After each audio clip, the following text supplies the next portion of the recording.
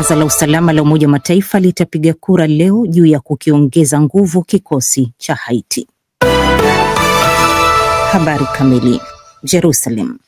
Waziri Mkuu wa Israel Benjamin Netanyahu amesema kwamba kwenye mazungumzo yake na Rais wa Marekani Donald Trump katika ikulu ya White House hakuunga mkono kuhusu kuundwa kwa dola la Wapalestina na kwamba suala hilo halikuorodheshwa katika mpango wa makubaliano. Hapana kabisa, na pia halikuandikwa kwenye makubaliano, lakini kitu kimoja tulichosema ni kwamba tutazuia kwa kutumia nguvu kuundwa kwa dola la Wapalestina. Rais Trump pia amesema anaelewa msimamo huo. Pia alisema katika Umoja wa Mataifa kwamba itakuwa ni hatua ya kuuzawadia ugaidi na hatari kwa dola la Israel, na bila shaka sisi hatuwezi kukubali. Netanyahu pia amesema wanajeshi wa Israel watabakia katika maeneo mengi ya ukanda wa Gaza. Katika mkanda wa video uliochapishwa usiku wa kuamkia leo Jumanne kwenye chaneli yake ya mtandao wa Telegram, Netanyahu amesema Israel itawapata mateka wake wote wakiwa salama baada ya kuunga mkono mpango wa amani uliotangazwa na Rais Donald Trump. Kansela wa Ujerumani Friedrich Merz ameuita mpango huo kuwa nafasi nzuri ya kumaliza vita katika ukanda wa Gaza. Brussels.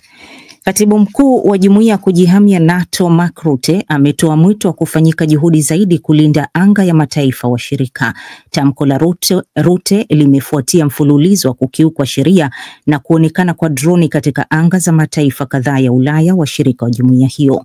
Akizungumza akiwa pamoja na rais wa halmashauri kuu ya Umoja wa Ulaya Ursula von der Leyen kabla ya mkutano na makamishna wa Umoja wa Ulaya, Rutte amesisitiza kwamba ni muhimu kuweka usalama katika anga za mataifa hayo. Ametaja matukio ya kuonekana kwa droni zinazoaminika kuwa za Urusi katika mataifa ya Poland, Estonia na Denmark kuwa hatari na kuunga mkono fikra ya kujengwa kile alichokiita mfumo wa kuzuia droni kulinda anga ya mataifa ya barani Ulaya.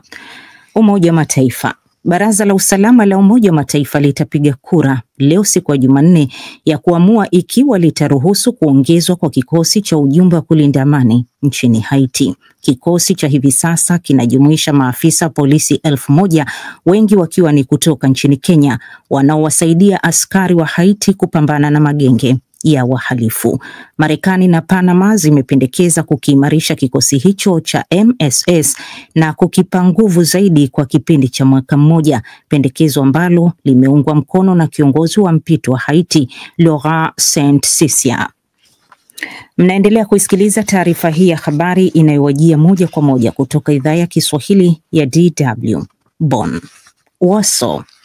Waziri wa mambo ya nje wa Taiwan ambaye amefanya ziara nchini Poland ameyaambia mataifa ya Ulaya kwamba huu ndio muda wa kusimama pamoja na kisiwa hicho kwa sababu pande zote mbili zinakabiliana na vitisho vya majirani wenye mkono wa chuma. Lin Xiaolong akihutubia jukwaa la usalama mjini Warsaw ameyatanabahisha mataifa ya Ulaya kwamba usalama wa kiuchumi hauwezi kutenganishwa na usalama wa kitaifa. Taiwan ambayo China inadai ni himaya yake imepata uungwaji mkono katika sehemu mbalimbali za Ulaya ya kati na mashariki tangu Urusi ilipoivamia Ukraine mwaka 2022. Ziara ya waziri wake wa mambo ya nje Lin Xiaolong ni ya pili barani Ulaya ndani ya mwezi huu wa Septemba. Umoja wa Mataifa. Mali na Algeria zimelumbana kwa maneno mbele ya Baraza Kuu la Umoja wa Mataifa lililomalizika hapo jana Jumatatu. Algeria ilikabili Mali kuhusiana na mvutano juu ya kudunguliwa kwa droni ya Mali mnamo mwezi Aprili, mvutano ambao umevuruga kabisa mahusiano kati ya mataifa hayo jirani ya kaskazini mwa Afrika. Waziri wa mambo ya nje wa Algeria Ahmed Attaf amesema serikali iliyochukua madaraka kwa mapinduzi haina haki ya kuikosoa nchi yake. Kauli hiyo ya Algeria imefuatia hotuba ya siku ya Ijumaa mbele ya mkutano wa Baraza Kuu la Umoja wa Mataifa ya waziri mkuu wa Mali Abdoulaye Wade Abdoulaye Maiga kuituhumu Algeria kwa kuunga mkono kile alichokiita ugaidi wa kimataifa kufuatia tukio la droni ya Mali kudunguliwa baada ya kudaiwa kuingia kwenye anga ya Algeria. Mali imefungua kesi katika mahakama ya kimataifa ya haki kuhusu tukio hilo, hatua ambayo maafisa wa Algeria wameita ni kitendo cha kukosa haya. Na huo ndio mwisho wa taarifa ya habari iliyokujia kutoka DW Bonn. DW Dunia Yetu leo mchana.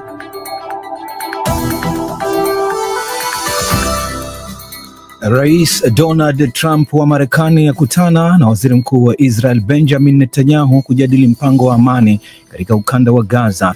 Mkutano wa siku wa 80 wa Baraza Kuu la Umoja wa Mataifa wakamilika huko New York, na kundi la Operation Dudula nchini Afrika Kusini la hamisha harakati zake kwa wanafunzi na wahamiaji. Naam, tuanze moja kwa moja kwa kuangazia mzozo wa Mashariki ya Kati. Rais wa Marekani Donald Trump alimkaribisha Waziri Mkuu wa Israel Benjamin Netanyahu mjini Washington kwa mkutano wa kujadili pendekezo la mpango wa amani wa ukanda wa Gaza. Mkutano huo umefanyika huku Israel bado ikiendeleza mashambulizi yake dhidi ya Wapalestina. Lilian Mtono na mkusanyiko wa yote yanayoendelea huko kwa wakati huu. Waziri Mkuu wa Israel Benjamin Netanyahu amesema anaunga mkono pendekezo hilo la mpango wa amani kwenye ukanda wa Gaza baada ya mazungumzo na Rais Trump jana Jumatatu, lakini kwa pamoja wakatahadharisha kwamba Israel italazimika kuimaliza kazi iliyoanzisha kwenye eneo hilo ya kuliangamiza kundi la Hamas ikiwa wanamgambo hao wa Kipalestina wataukataa. But if Hamas rejects your plan, Mr. President, lakini kama Hamas wataukataa mpango wako Mheshimiwa Rais, au kama wataukubali kisha kimsingi wafanye kila kitu kuuvunja, basi Israel itamaliza kazi yenyewe. Hili linaweza kufanywa kwa njia rahisi ama ngumu, lakini litafanyika. Malengo haya yote lazima yatimizwe kwa sababu hatukupigana vita hivi ili Hamas wabaki Gaza na kututishia tena. Licha ya Hamas kusalia kimya, lakini afisa mmoja mwandamizi aliliambia shirika la habari la AFP kwamba watajibu mara baada ya kulipata pendekezo hilo, ingawa afisa mwingine alisema tayari wasuluhishi wa Qatar na Misri waliwasilisha pendekezo hilo kwa Hamas. Mpango huo unatoa miito ya kusitisha mapigano, kuachiliwa mateka wanaozuiwa na Hamas katika kipindi cha masaa 72, kuwanyang'anya silaha Hamas na Israel, kuondoka kwa awamu huko Gaza na kufuatiwa na mamlaka ya mpito ya baada ya vita itakayoongozwa na Trump mwenyewe. Kwenye mkutano na waandishi wa habari baada ya mazungumzo hayo, Trump pamoja na mambo mengine alimshukuru Netanyahu kwa kukubaliana na pendekezo hilo ambalo alisisitiza linahusu pia amani na utulivu wa kikanda. Napenda pia kumshukuru Waziri Mkuu Netanyahu kwa kukubaliana na mpango huu na kuwa na imani kwamba kama tukishirikiana tunaweza kufikia mwisho vifo na uharibifu tulioushuhudia kwa miaka mingi, miongo na pengine hata kwa karne, na kufungua ukurasa mpya wa usalama, amani na utulivu kwenye ukanda mzima.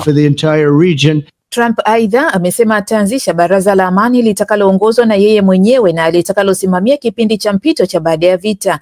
Akawataja wengine watakaohusika na baraza hilo kuwa ni pamoja na waziri mkuu wa zamani wa Uingereza Tony Blair aliyemwelezea kama mtu mzuri sana. Mamlaka ya Palestina iliyojikita ukingo wa Magharibi na ambayo inajiandaa kwa uongozi wa baada ya vita pia imekaribisha hatua hiyo na kusifu juhudi za Trump, huku ikiahidi kufanya mageuzi sawa sawa na matakwa ya Marekani. Mkuu wa Baraza la Umoja wa Ulaya Antonio Costa kwa upande wake ameziomba pande zinazovutana kutumia fursa hii kupata amani, huku pia akiukaribisha mpango huo akisema hali ya Gaza haivumiliki, huku Waziri Mkuu wa Uingereza Keir Starmer akiwataka Hamas kukubaliana na mpango huo ili kumaliza hali tete kwa kusitisha vita na kuachilia mateka.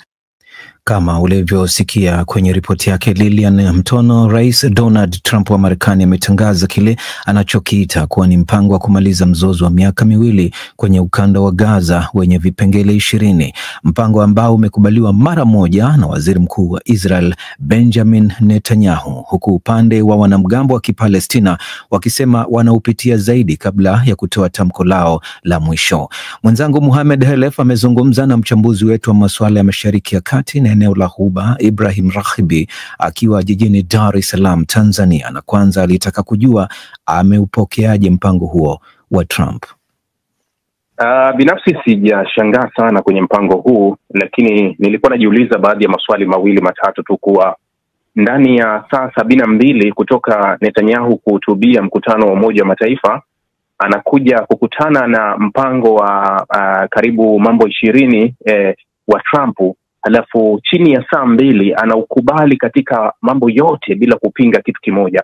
Nadhani nimekuwa na maswali kiasi kuwa imewezekana vipi kuwa vifungu vyote alivyoviandaa Trump na watu wake na Netanyahu kuja kupitia na akakubaliana navyo vyote bila kurekebisha, bila kupunguza, bila kuongeza kuwa hiki kipungue. Ni kama kwamba Rahbi unasema kwa mapendekezo haya ambayo akatoa Trump, kwako wewe kama mchambuzi amekupa maswali zaidi kuliko ni majibu ya mzozo wa Gaza? Bila shaka kumekuwa na maswali mengi, na si tu maswali, unashangaa kuwa kitu kimoja kuwa haya makubaliano yote ukisoma kifungu kimoja baada ya kimoja unagundua kuwa ni zaidi ya 85% ya vifungu vyote vimekuwa upande wa Israeli na sio upande wa pili wa Hamas. Hakuna tarehe maalum inayotaja vikosi vya Israeli kuondoka, ila vinasema vitakwenda kwa awamu. Lakini katika kingine ambacho bado kinaleta ukakasi kwenye haya kuwa uingizaji wa misaada utazingatia makubaliano ya Januari 19 katika vifungu vya Januari 19 ambavyo Israeli ndio atathibitisha gari gani ingie, msaada gani usiingie. Kwa nini bado tuko kwenye hivyo? Ulaghai fulani upo kwenye makubaliano. Lakini angalau pendekezo haya ya Donald Trump yanasema kwamba Israel itajiondosha kwenye ukanda wa Gaza kidogo kidogo kadri ambavyo hali ya usalama itaendelea kuimarika. Kulikuwa kuna shida gani katika pendekezo ambalo limependekezwa na wajumbe wengi wa Umoja wa Mataifa kuwa vitumwe vikosi vya kimataifa kuwepo Gaza, ikiwemo rais wa Indonesia Prabowo akisema kuwa yupo tayari kupeleka askari wa Umoja wa Mataifa waende pale wakahudumu, kwa sababu haingia kilini kuwa IDF ambao wameshiriki kwenye vita ya miezi 23 na Marekani ambaye akitoa msaada wake kuwa eti upande mmoja wa Hamas usalimishe silaha, halafu watakuwa chini ya usimamizi na ulinzi wa upande mmoja wa IDF ambao imeshiriki na imetajwa na imeua na imeharibu ndani ya eneo moja.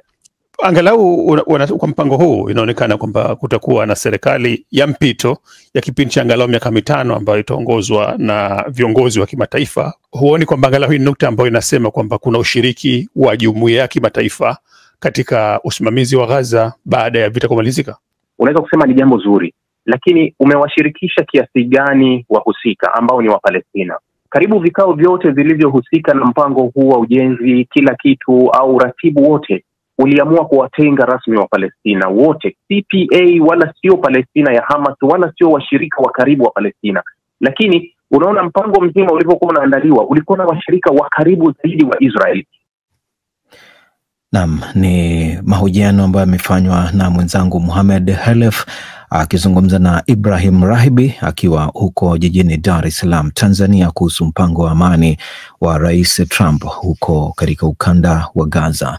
Unaendelea kutusikiliza moja kwa moja kutoka hapa Bonn, ikiwa hivi sasa ni saa 6:14 saa za hapa Ulaya ya Kati. Mkutano wa 80 wa Baraza Kuu la Umoja wa Mataifa umekamilika jana Jumatatu kwa wito wa pamoja kutoka kwa viongozi wa dunia kushughulikia changamoto kubwa zinazokabili ulimwengu, ikiwemo vita vinavyozidi kuongezeka, njaa kali na ukatili wa kijinsia. Haya yanajiri wakati viongozi wa nchi zinazoendelea wakishutumu mataifa tajiri kwa kushindwa kutimiza ahadi zao katika masuala ya mabadiliko ya tabia nchi. Saumu Njama ana ripoti kamili. Katika hotuba yake ya kufunga mkutano huo, rais wa Baraza Kuu Annalena Baerbock alieleza kuwa mataifa wanachama 189 yalishiriki katika mjadala mkuu uliojumuisha viongozi 124 wa nchi na serikali. Baerbock alitaja kuwa masuala ya amani na usalama yalikuwa mada kuu zilizojitokeza katika hotuba nyingi, huku ujumbe wa pamoja ukiwa wazi kwamba mataifa yanapaswa kuchukua hatua zaidi kuzuia vita na vurugu. Across the week, certain themes resonated. Katika kipindi chote cha wiki, mada fulani zilisikika zaidi ya nyingine. Kuu kati ya hizo ni amani na usalama, Gaza, Ukraine, Sudan na maeneo mengine mengi yaliyosahaulika. Ujumbe ulikuwa wazi. Nchi wanachama lazima zifanye zaidi kuzuia wimbi la vita na ghasia, kuwalinda na kuwalisha raia wanaokufa njaa huko Gaza, kurejesha amani Ukraine na kuwalinda wanawake na wasichana nchini Sudan. Taasisi hii ni imara kama vile nia yetu ya pamoja ya kutekeleza misingi ya mkataba wetu na sheria za kimataifa. Na tunapofanya hivyo, maendeleo hufuata. And when we do, progress follows. Huku haya yakijiri, viongozi wa nchi zinazoendelea zinazokabiliwa na athari za mabadiliko ya tabia nchi walishutumu mataifa tajiri katika mkutano mkuu wa Umoja wa Mataifa kwa kutotimiza ahadi zao za kufadhili hatua za kukabiliana na kuongezeka kwa kina cha bahari, ukame na ukataji miti. Mataifa tajiri yamekuwa yakihangaika kutimiza ahadi za ufadhili wa mabadiliko ya tabia nchi. Katika hotuba yake kwa Baraza Kuu wiki iliyopita, Rais wa Marekani Donald Trump alipuuzilia mbali mabadiliko ya tabia nchi, akiyaita utapeli mkubwa zaidi duniani. Kauli hii inajiri baada ya rais huyo kuiondoa Marekani kwa mara ya pili kutoka mkataba wa Paris na kusitisha ahadi nyingi za ufadhili wa tabia nchi.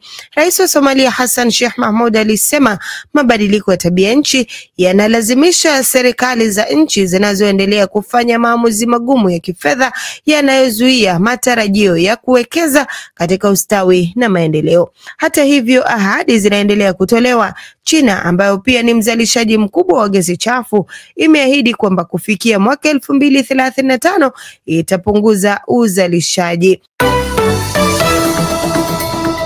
DW tunavuma kwa kishindo. Na msikilizaji, endelea kutuma maoni yako katika kurasa zetu za mitandao ya kijamii Facebook, Instagram na YouTube, na baadaye nitayasoma hapa studio. Baada ya kipindi kirefu wakiendesha kampeni ya kuwazuia wahamiaji kupata huduma za afya katika hospitali za umma nchini Afrika Kusini, kundi la Operation Dudula sasa limehamishia harakati hizo kwa wanafunzi na wahamiaji. Waziri wa elimu ya msingi Siviwe Gwarube anapinga hatua hiyo na kusisitiza kwamba shule lazima ziendelee kuwa maeneo salama kwa wanafunzi, sio majukwaa ya mijadala ya kisiasa. Kutoka mjini Johannesburg, Afrika Kusini, Bryson Bichwa ana taarifa zaidi. Kampeni ya kuwazuia wahamiaji hasa wa Kiafrika waishio na kufanya kazi hapa Afrika Kusini kutibiwa na watoto wao kutopata elimu katika shule za umma imeendelea kupanua wigo wake baada ya kubisha hodi mashuleni. Ni hatua ambayo imekemewa vikali na waziri wa elimu ya msingi Siviwe Gwarube, ambaye amewaomba Operation Dudula kuacha kuendesha kampeni hiyo katika maeneo ya shule. Tatizo la uhamiaji haramu ni jambo ambalo nchi lazima iliangalie kwa makini, lakini hali hiyo haiwezi kufanyika ndani ya shule zetu.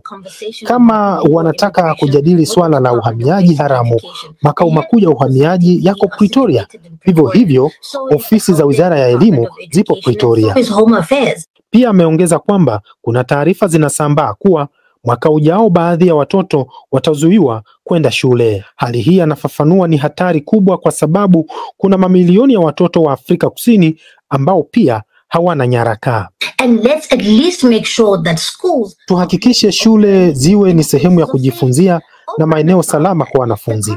Zaidi ya hayo, katiba inaeleza wazi kuwa kila mtoto aliye na umri wa kuwa shule anapaswa kuruhusiwa kupata elimu ya msingi.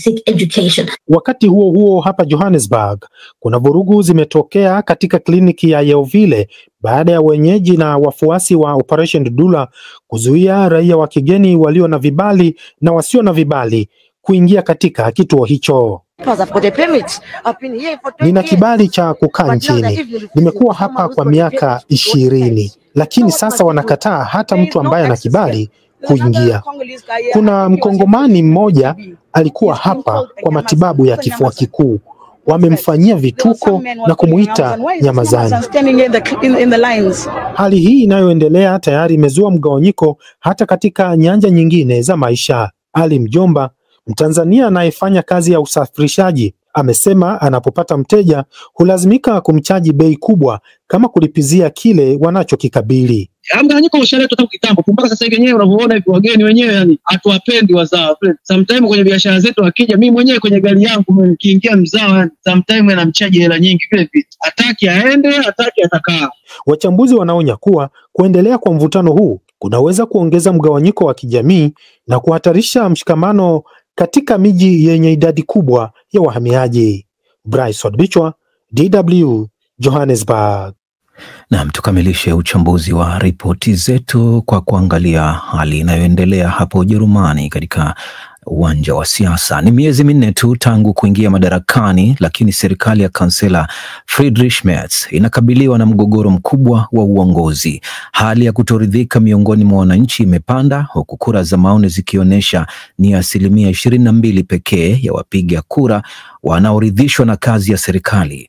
Katika mazingira haya, Merz na mawaziri wake wanajifungia kwa siku 2 mjini Berlin kutafuta mwarobaini wa migawanyiko yao ya kisiasa.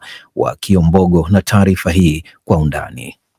Suala la fedha za taifa limeibua mivutano mikubwa. Merz aliahidi kulinda kikomo cha deni, lakini alilegeza msimamo huo na kuruhusu mikopo mikubwa kwa ajili ya miundombinu na ulinzi. Hata hivyo, hatua hii imegharimu serikali imani ya wapiga kura, huku chama chake cha muungano wa CDU-CSU kikisukuma sera za kubana matumizi na washirika wao SPD wakisisitiza ongezeko la kodi. Tofauti za kimsingi zinaonekana wazi. SPD inataka ongezeko la kodi kwa matajiri, mapato makubwa na urithi ili kuimarisha usawa wa kijamii, wakati muungano wa CDU-CSU unapinga hatua hiyo ukisema ni mzigo kwa uchumi. Baadhi ya wahafidhina wameonyesha utayari wa makubaliano juu ya kodi ya urithi, ishara ya uwezekano wa mwafaka mdogo. Viongozi wa CDU-CSU wamekosoa jina la mapato ya raia lililoanzishwa na serikali ya awali, wakisema linapotosha kwa kupendekeza kila mtu ana haki ya msaada wa kijamii. Kwa sasa zaidi ya watu milioni 5.4 wanapokea malipo hayo, wakiwemo wakimbizi wa vita kutoka Ukraine. CPD inakanusha madai ya udanganyifu mkubwa, ingawa pande zote mbili zimekubaliana kulinda mfumo huo dhidi ya ulaghai wa kitaasisi. Mfumo wa pensheni unakabiliwa na shinikizo kutokana na idadi kubwa ya wastaafu. CDU-CSU wanataka mageuzi zaidi, ikiwemo kuongeza umri wa kustaafu, huku SPD ikilenga kulinda pensheni bora. Wakati huo huo, CSU inataka ongezeko maalum kwa kina mama waliojifungua kabla ya mwaka 1992, jambo litakaloongeza mzigo wa kifedha kwa serikali. Serikali imechukua msimamo mkali zaidi katika udhibiti wa mipaka, hatua iliyosifiwa na baadhi ya mawaziri wa CSU. Hata hivyo, mapendekezo ya kupunguza marupurupu kwa wakimbizi wa Ukraine yamepingwa vikali na SPD. Tofauti hizi zinajitokeza katika wakati ambapo chama cha siasa kali za mrengo wa kulia AFD kinapata nguvu kwa ajenda ya kupinga wahamiaji. Suala la kurudisha utumishi wa kijeshi pia limeibua mgawanyiko. Muswada mpya unapendekeza mfumo wa hiari kwa vijana, lakini waziri wa ulinzi Boris Pistorius kutoka chama mshirika wa SPD amesema iwapo haitatosha, basi kutakuwa na utumishi wa lazima. Hata hivyo, msimamo huu unapingwa ndani ya SPD yenyewe, ambayo iliidhinisha azimio dhidi ya ajira ya lazima. Uhusiano wa washirika wa serikali ulitikisika zaidi baada ya kushindwa kwa kura ya kumchagua jaji wa mahakama ya katiba. Tukio hilo lilifufua kumbukumbu za Mei pale Merz mwenyewe alipohitaji duru ya pili ya kura ili kuwa kansela kwa sababu ya upinzani kutoka ndani ya muungano wake. Hali hii imeacha kivuli cha kutoaminiana. Kwa siku 2 zijazo, mawaziri wa serikali watajaribu kurekebisha nyufa na kuimarisha mshikamano katika mkutano wa Villa Borsig. Hii ni nafasi kwa Merz kuonyesha uongozi wake na kujenga imani mpya, huku changamoto za bajeti, pensheni, uhamiaji na ulinzi zikibaki kama mawe ya kujaribu uimara wa muungano wake mchanga.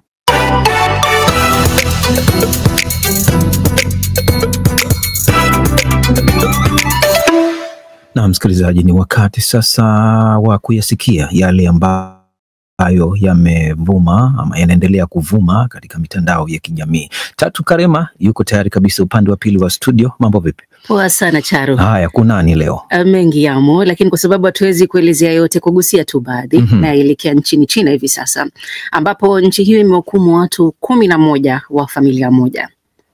Watu 11 wa familia ya kifo.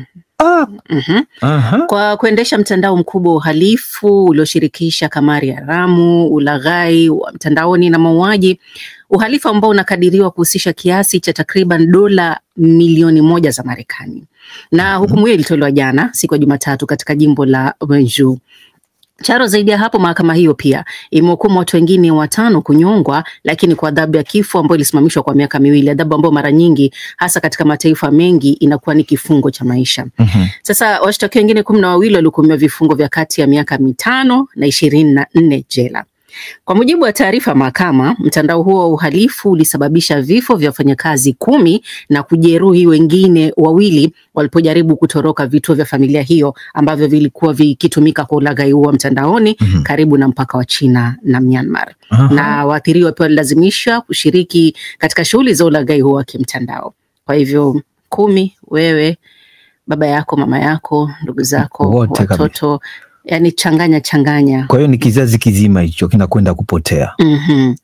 Wanasemaje mitandao? Maoni ni mengi. Lydia Light anasema Wachina hawacheki na yeyote, chezea nchi yao, wewe kunyongwa kwao sio kitu kigumu sana. Odus Kontu anasema China wamenyoka sana kisheria, lakini sasa njoo hapa Afrika. Ndio sekta ya mambo yote. Diva Wine anasema hii familia nayo ni ya kimafia, watu 11 wote, na mwingine alikuwa anaulizia swala la urithi, lakini haya tuiachie hapo. Haya, kuna lipi lingine? Unajua selfie sio? Ndio. Unachukua selfie wewe mwenyewe? Mara moja, nadra sana. Mtindo huu unaonaje vijana, watu wanavyochukua katika maeneo mbalimbali? Unachukuliaje wewe binafsi? Ni mtindo mzuri kwa sababu wenyewe wanataka kukumbuka sio matukio muhimu ya maisha yao, baadaye itakuwa ni historia kusema siku moja nilikuwa mahali nikapiga selfie. Na ukipata selfie na rais wa nchi ama waziri ama mfalme, basi inakuwa ni selfie ya thamani kubwa. Manake leo hii si mambo na historia wala la kufurahisha. Kwa sababu kuna kijana mmoja wa umri wa miaka 25 nchini Kenya amekufa maji alipokuwa akipiga selfie na marafiki zake katika msitu wa Kimunye, Mount Kenya kule Mlima Kenya, kaunti ya Kirinyaga. Na marehemu kwa jina John Rimui alikuwa ameungana na vijana wenzake kwenye kundi wameunda katika WhatsApp. Sasa kufika hapo wenyewe anasema ilikuwa ni eneo la maporomoko ya maji, akachukua selfie lakini kwa bahati mbaya akateleza akaingia ndani ya maji. Na kwa sababu alikuwa hawezi ama hajui kuogelea akapoteza uhai wake. Soma maoni ya mtu mmoja tu. Wengi tu wanasema ni pole na watu wajihadhari, hizi selfie mara nyingi zinachukuliwa katika maeneo ambayo pia hayastahili.